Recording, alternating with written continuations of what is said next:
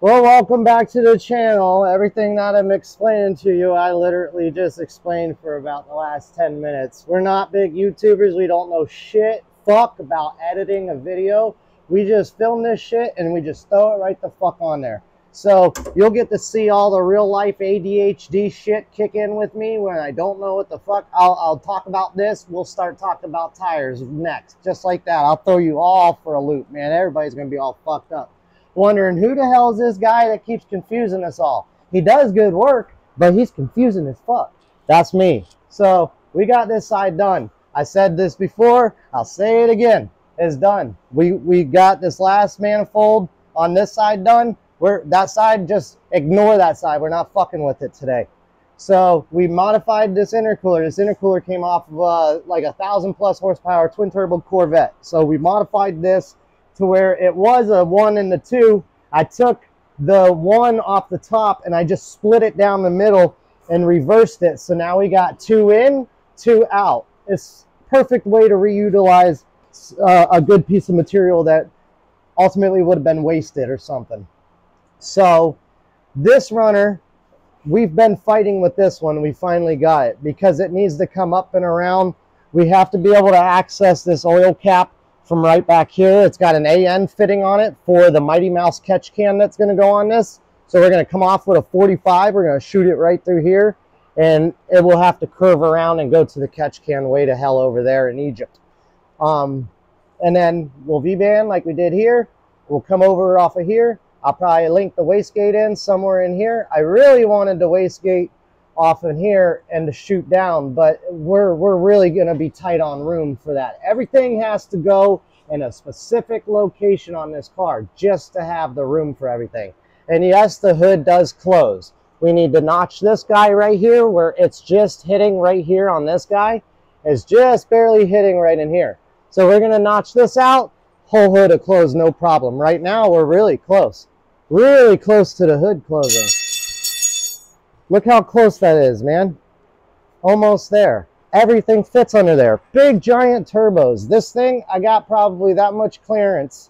So ceramic coat, header wrap, whole 9 yards. Everything, every hot part on this car is going to get ceramic coated as well as header wrapped to help with maintaining or containing the heat on it, I guess you would say. But that's where we're at today. We made the mounts for the intercooler. We made the mounts for the radiator. Everything fits perfect. When the hood goes on, the hood sits right along this edge right here. So you'll see all this most likely, unless we sheet metal it in. I might sheet metal it in. I'm not sure yet. We'll cross that bridge when we get there. Oh yeah, the turbo's on a pedestal. I made that. That's pretty cool. So there's a pedestal that mounts. I'll show you right here. So there's a hole right here, and there's a little metal pedestal, a plate that bolts right here with a little pedestal with a flange for an oil return, and that goes through there with an AN fitting. If you look over here on this side, you'll see how I have the pedestal mounted to the turbo, so when the oil feeds in, oil's going to return through this stainless pedestal right there, drop below through the chassis of the car to a 10 AN dash fitting right here, and then I'll 90 off of here and go straight into the oil pan for the oil return off the turbo.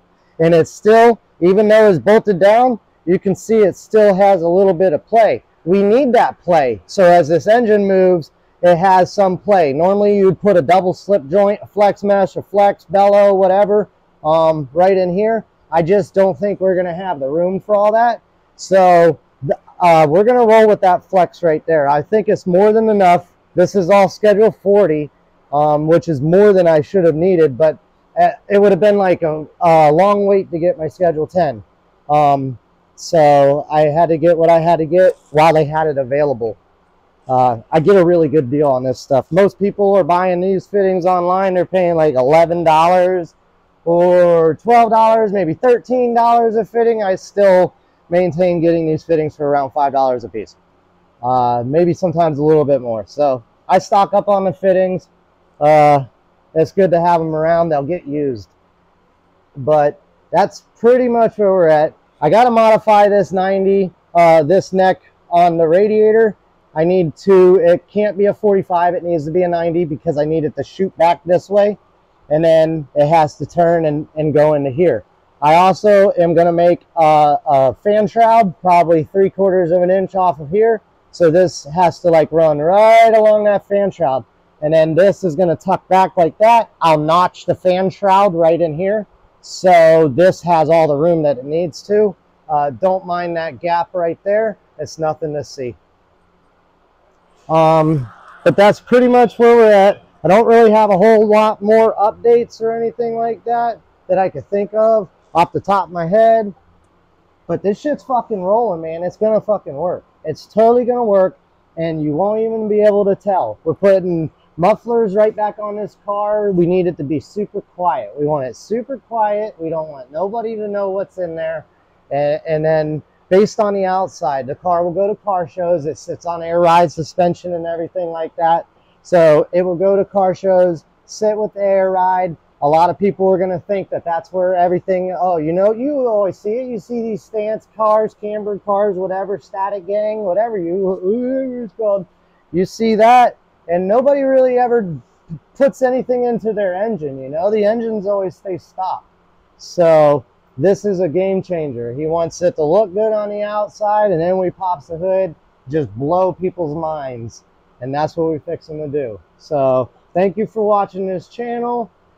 We just do it more or less to kind of explain about everything.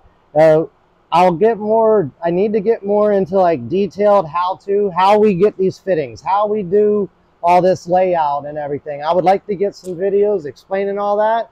I don't do all the mocking right here. I'll do one runner on here. So I'll set this where I feel it's gonna go. I'll build one runner and I'll do it all right here. Then I take this setup once it has one runner and the merge collector, which by the way, this is the first merge collector I have ever made in my entire life. I've always watched videos and I've always bought them. And this time I didn't want to buy it. I wanted to make everything by myself on this car. Well, at least in-house, I should say. And we did. But once this runner is made, then I can take this thing over to the engine block by the table, bolt it up over there, and pretty much just build off of it. Take some little measurements here and there so I don't miss nothing. Unfortunately, this number 4 runner, well, technically it would be number 5. Yep, number 5 runner. So this one, it kept hitting a brake line here. It kept hitting the shock tower. Ultimately, we just bolted this thing back in with 3 runners, and we built the 4th runner in place. So now everything clears. And like I said before, everything will get ceramic coated. Everything will get header wrapped. It'll really contain the heat. The ceramic coating alone, man, is just, it's amazing how well that stuff does with containing the heat. But that's where we're at. I'm going to continue. I'll probably try to get this guy welded out today, maybe. But I also want to work on this. I was having a lot of fun welding the aluminum yesterday, man. It was welding up really nice. I'm definitely not the best welder. There's a lot of people online that can weld. I see it all the time on YouTube. There's pros out there, man. I'm definitely not a pro. 100% self-taught off of budget equipment. Yes, I have some nicer welders and stuff. I do have a Miller Synchro-Wave 250, but I just don't use it. I use it at my other shop. But yeah, she turned out good, man. Not too bad for a little house in the sticks back in the woods where you wouldn't even think 1,000 horsepower cars are built out of. That's for sure. But there's a little update for you.